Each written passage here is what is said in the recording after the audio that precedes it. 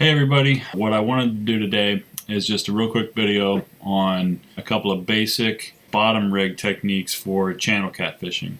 If you like this content, please, hit subscribe, hit like, share it with somebody. These are 3 different variations on a slip sinker rig, varying from sort of the simplest and the way that I learned how to rig up fishing on the bottom when I was a kid, and up to a little bit more advanced and more sophisticated techniques that I use today. Each has their own advantages and disadvantages, and that's what I'm going to hope to show you today.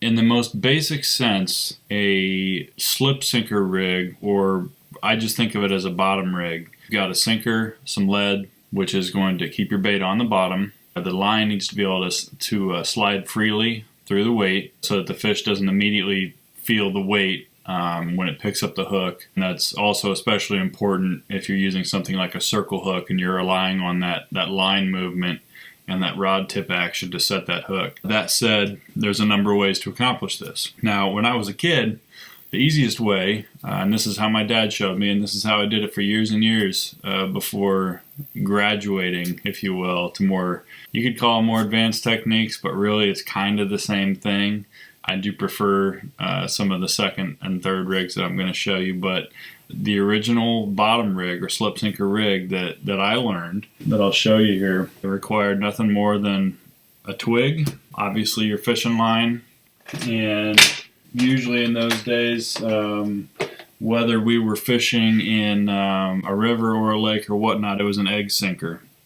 Now these days, if I was fishing anywhere with some current, I would use a flat sinker like this, which is some people call them a no-roll sinker, and they just basically are better at, if you're in some kind of current, staying in one spot and not rolling the way an egg sinker might. So traditionally back in those days, I had never even heard of a circle hook. The only hooks that my dad ever bought were classic bait holder style J hooks, and our preferred bait of choice was usually nightcrawlers. So we'd fish with nightcrawlers a lot. Occasionally we would accidentally catch like a shad if we were fishing on the river and had a bobber out there or something. So if we found that, we'd cut that up and use it. And we actually usually caught channel cat fishing that way. Our success ratio was a lot higher when we had fresh cut bait, but usually we just used nightcrawlers. Hopefully you can see this line, and I'm gonna see if you can see this, but what we typically would do is your typical fisherman's knot, or at least the way I was taught to tie one, which is basically just pass the line through the hook once, twist the hook 3 or 4 times, okay, and then pass the tag end through the loop that's created. Now there's another loop that's been created right up at the top here. So hopefully you guys can see that. So I've got my tag end here, and now I'm going to pass that back up through the top loop that's been created. And I was always just taught that that's called a fisherman's knot. And add a little spit, cinch it down nice and tight, and clip it off, and there it is. Now this is a pretty traditional knot. I still use this knot on pretty much anything that's not a leader. Now this original catfish rig that I'm showing you right now, we didn't use any swivels or anything like that, so there really was no leader. What there was, and what I forgot to show you, would be prior to tying on the hook, you'd find a little twig, break off just a piece of it, and then just tie, a couple of overhand knots around this twig. I haven't even done this for so long. It feels so funny. So tie a couple of overhand knots around the twig, just a couple. And usually we would do this about 12 inches or so above the hook. I'm actually having a hard time doing this right now. I recently had a hand surgery, so my left thumb doesn't really work quite as well as it used to. And then of course the lead or the weight would be on top.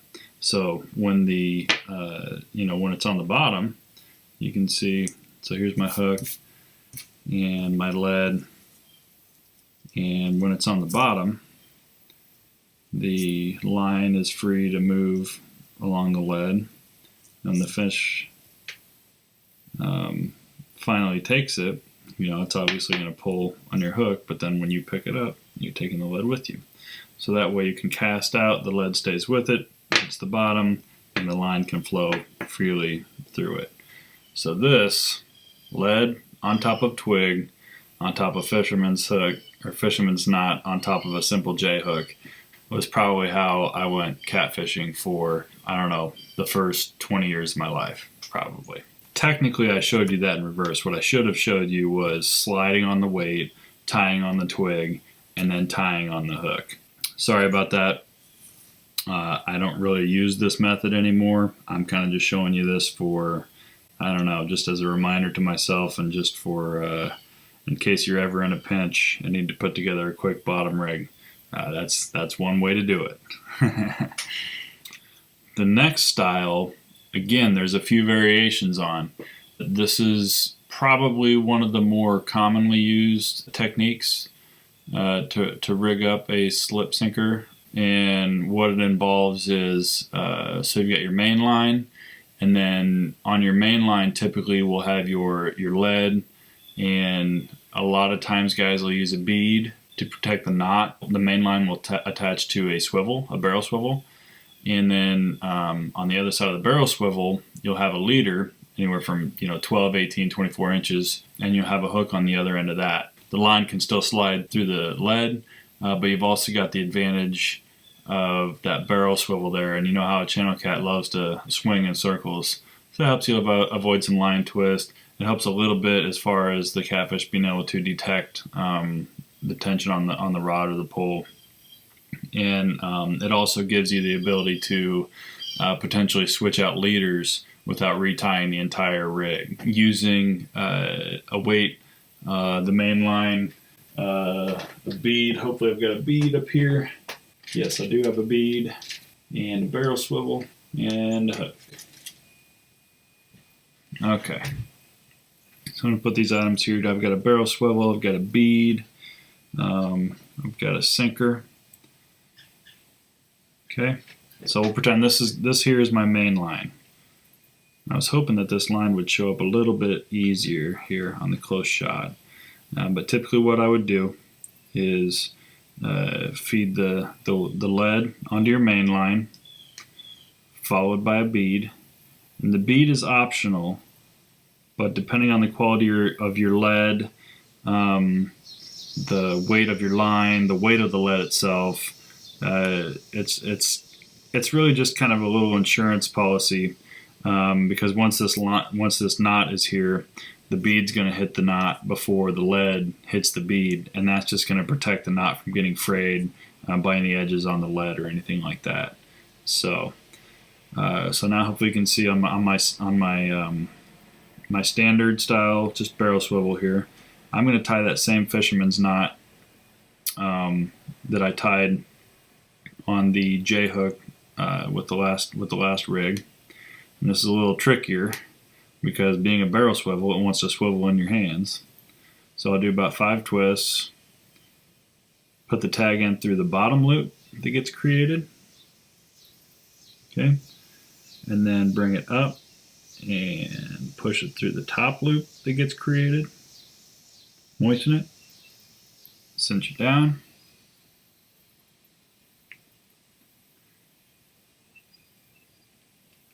cinch it down nice and tight. And then let's see where to put the clippers. You can clip off tag end. Okay, so now you've got a main line, the bead attached to a barrel swivel, right? So what's the next step? The next step is to create your leader. And your leader typically will be anywhere from 12, 16, 18, 24 inches. It really depends on personal preference, and it depends on kind of the conditions that you're fishing in. Now with a leader, what you've essentially got is just a cut-off length of line. That gives you an advantage. You can tie a super easy knot on, like in this case, I'd be using a circle hook, which I use almost exclusively these days. As you can see, this one is actually slightly offset. I'm not sure if you can see that, but it's got a nice circular shape, and then at the top it bends into almost a 90-degree point there. And what this particular hook is designed for is for when the catfish picks it up and is running away with it, basically it'll slide until it reaches the corner of the mouth, and then you can see that barb just caught my finger. If that was the corner of the mouth, 90% of the time you end up with a nice hook set right here in the corner of the mouth. So if this thing was in my mouth, see, I won't make this a video about fishing circle hooks because it is a slightly different technique. So now back to the rig. You can use what's called a Palomar knot.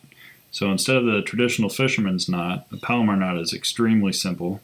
So I'm going to pass the line through, then turn around and pass it through again. And now you can see I've got essentially a loop. I've got a loop and a tag end. Hopefully you can see this. I've got a loop and a tag end. And I'm going to make an overhand knot around the loop and the tag end together. And then, if you can see this, I'm bringing that loop around the back side of that hook. And then I'm going to just pull on it, tighten it up. Again, might want to add a little spit. Alright, and that's nice and tight. Again, snip off your tag end. Okay, so now you've got a nice Palomar knot there. Very strong, very simple knot. And then to complete the rig, you can go ahead and tie your fishing knot of choice. I always revert back to my younger days and do that same fisherman's knot that I was showing you before. So I'll just run that up real quick, cinch it down, and now get my clippers out of the way here. What I've got is a pretty typical bottom rig. So this is my main line, right? And then I've got my hook, my weight, and a bead, which the line can obviously slide right through. And we've got our barrel swivel. So imagine this is sitting on the bottom. Okay, it's sitting on the bottom. The line can feed through it, and then at the other end is my leader with the appropriate hook of your choice, depending on the bait that you're using. Again, especially if I'm using like cut bait or a small sunfish or something like that as live bait, I'll always go to a circle hook. Hopefully I'm able to show this fairly decently, but that's a pretty typical catfish rig. It's really simple to tie. I spent a lot of time talking during that, but if I was just going to tie it up, it would just take just a few minutes or less. Unfortunately, since I did have that hand injury and that thumb surgery, I severed a tendon, and so my left thumb is not quite what it wants to be or what it once was. So my knot tying speed is not what it once was either. Okay, so the last style that I'm going to show you is essentially a pre-rigged solution. There's a number of these on the market from a number of different vendors. I'll put a link to these style, to this particular one, in my description. And there's a couple of them. There's usually 2 in a bag, and you can buy them in various sizes. They're very similar to what I just tied and what I just showed you, but they're different in a couple of key aspects. Number one, they're completely pre-rigged. So you've got a barrel swivel at the top. Got this barrel swivel, right? And then this entire thing is a metal leader. You got beads on both ends. You got a slip sinker there, and then on the leader end, you got a snap. So on that snap, you're free to easily swap out different sizes or styles of hooks as you want. These rigs are great, and I actually, again, after that hand injury, I found myself starting to use these fairly often because there's only 1 knot to tie instead of 2, maybe 3. There's only 1 knot to tie, and that's at the very top barrel swivel where your main line ties on. Whereas down at the bottom, you've got a snap, and some just have a straight snap, some have a snap swivel. But then you can just put your hook through it, snap it up, and I've had good luck with these. And then that's it. It's all ready to go for you. The advantage of these is the simplicity. The disadvantage, obviously, is the cost. There's also one more disadvantage that I'm not 100% sure is a disadvantage, but I kind of think it might be, and that is the snap down here by the hook. If you can see, there's a lot of play created when this hook is attached to this snap. And maybe you can see it down here. So this hook could get picked up and moved kind of all around, and since this leader material is quite a bit heavier than mono or braid or whatever line you're using, you can get quite a bit of hook movement here without the rest of the line really moving at all. And I just don't think that's the case when you've got a rig made up with mono. So in some cases, I think I could argue that this particular rig is slightly less sensitive than what you would get with the last rig that I showed you, which was the mono leader going straight to the hook with a Palomar knot or whatever the knot you're choosing. I think that there's a little bit of extra sensitivity to be gained there. Could be the difference between something sitting there and fiddling with your bait and you actually getting the right moment to get that hook set. Like anything with fishing, there's tons of trade-offs, tons of pros and cons for any technique, any piece of gear, equipment that you might buy. I'll go ahead and put a couple links in the description for this video so that you can see some of these pre-rigged, a great value on these hooks that I've been using. I think I bought, I'm not sure what it's over 100 some hooks. They're not super expensive name brand hooks, but they do seem to hold a point fairly well. The only downside that I've really kind of had with them is that I think that they are a little soft. I think they bend a little easier than a higher quality and higher price hook. I also think that the wire gauge is a little thick. I think some of the higher quality or higher priced hooks that you might buy will have a thinner wire, especially on a circle hook, a thinner wire, thinner gauge metal, which in my opinion would lead to a improved hook set ability. But other than that, these hooks probably cost 10 times less. I got them in a large combo pack of various different sizes. I think there was over 100 hooks. I got them from Amazon. Living out in the country where I do right now, I actually don't get to go to a real tackle shop as often as I used to. And so a lot of my gear actually comes from Amazon. So I'll put a link to those hooks there too. Again, they're not the top of the line hooks, but they are an extremely good value, and they do hold up, for a while, but you've got plenty of hooks. Hopefully this video was somewhat educational, or at least gives you a little bit of an idea of some of the different options that are available for the traditional slip sinker or bottom rig for catfishing. I've used all 3 of these different rigs with great success at different times in my life. If I was going to choose one right now, I would probably go to the second rig that I showed you, which was essentially the all-line, all-tied rig. I do still have a couple of pulls where I'm using these these pre-tied rigs, simply because they're so easy, and I still have some left over from after my hand surgery and recovery. And it's nice not to have to tie that many knots. So you're free to make your own decision. Each one may have its different pluses and minuses for any given application, the body of water that you're on, the fish you're targeting, the size of hook that you want to use. So I hope that helps. If you like this content, please, hit subscribe, hit like, share it with somebody. I'm a brand new YouTuber. I know there's a lot of us out there, but I love fishing. I love talking about fishing. I love talking about tackle, gear, equipment, all these different things. And, a lot of the people around me get tired of hearing me talk about it. So YouTube has been a great outlet for me to show off some of my my hits and misses as far as fishing, share a couple tips. Not that I'm super qualified. I'm just kind of an average guy who loves to fish a lot. And yeah, so thanks for watching.